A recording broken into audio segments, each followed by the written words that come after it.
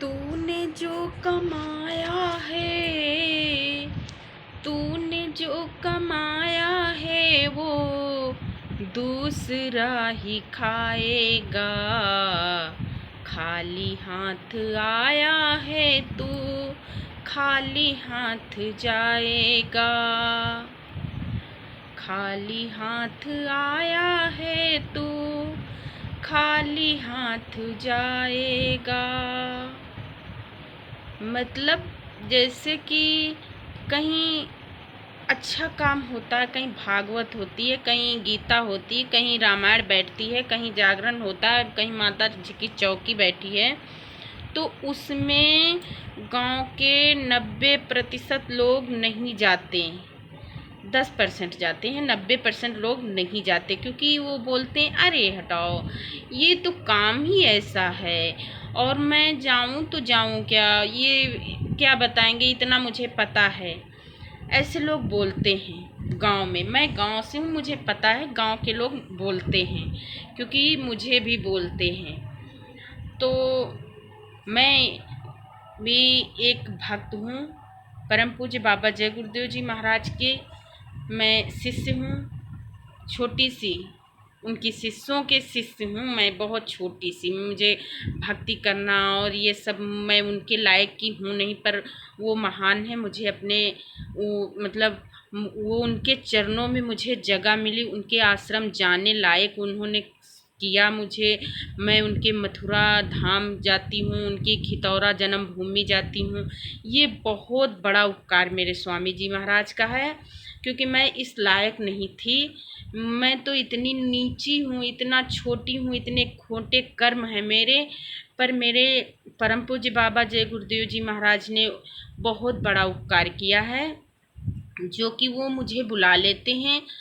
नहीं ज़्यादा जाते हैं तो साल में 3-4 चक्कर बुला लेते हैं, ये उनकी महिमा ही है।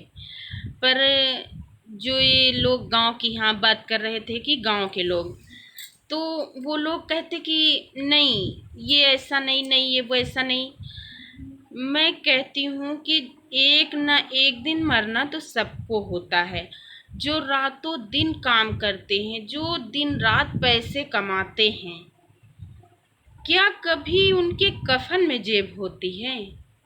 और जो सोफे पर सोते हैं, एसी और कमरे में सोते हैं, अच्छे से रहते हैं, क्या उनके कब्र में सेज होती है? ऐसा तो मैंने कभी सुना भी नहीं। देखने की तो जाने दो, मैं तो एक छोटे से परिवार से हूँ। मैं इतने बड़े घर से नहीं हूँ, इतना बड़ा मेरा ससुराल भी नहीं, इतना बड़ा मेरा मायका भी नहीं। मैं तो छोटे परिवार से हूँ। पर जिनके पास बहुत कुछ है, जो समर्थ हैं हर चीज़ से और मानते नहीं, मैं उनकी बात करती हूँ कि सेज पर सोने वाले तेरे कब्र में, सोफे पर सोने वाले तेरे कब्र में सेज नहीं होगी। तू पैसा चाहे जितना कमा ले, रातों दिन कमा ले, पर तेरे कफन में जेब नहीं होगी।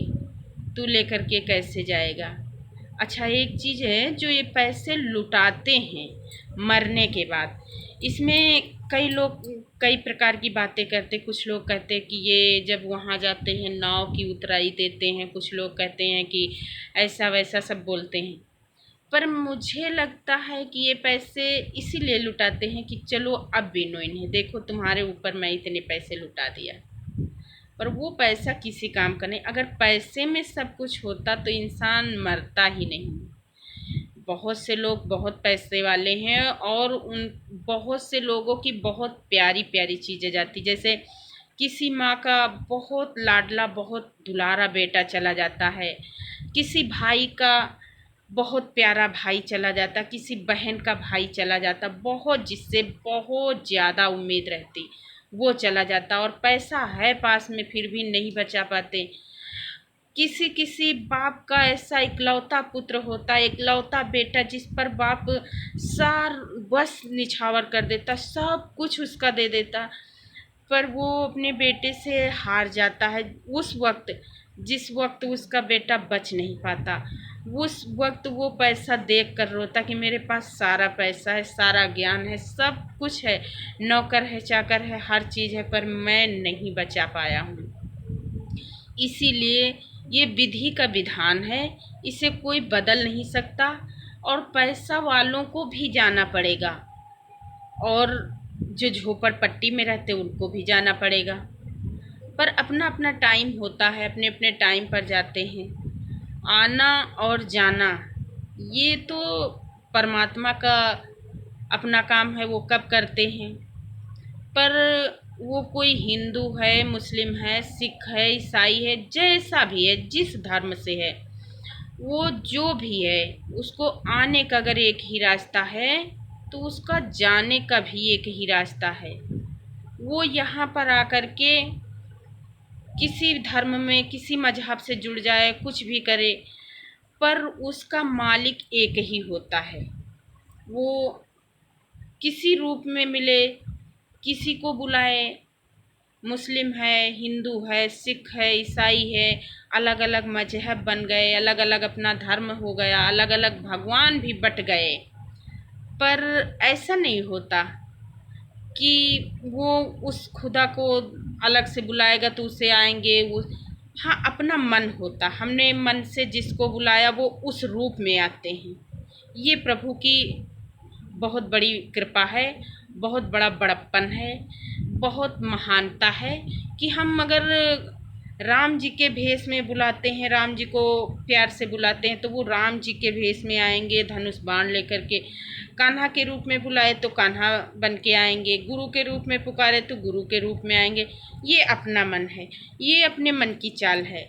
हम किस रूप से, किस भाव से पुकारते हैं, उस भाव से उस रूप में आते हैं भगवान।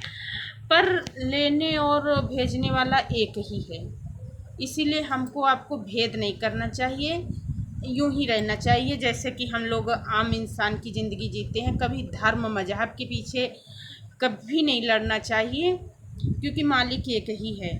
और जब भी समय मिले, जब भी आपके आसपास कहीं अच्छा कर्म होता हो, गीता, रामायण, भागवत, जागरण वगैरह कुछ भी होता हो, सत्संग, तो आपको थोड़ा सा टाइम निकाल के जाना चाहिए, क्योंकि वो टाइम आपका जुड़ता है।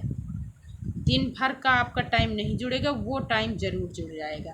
इसीलिए आप लोग टाइम निकाल के ज़रूर जाइएगा। जय गुरुदेव।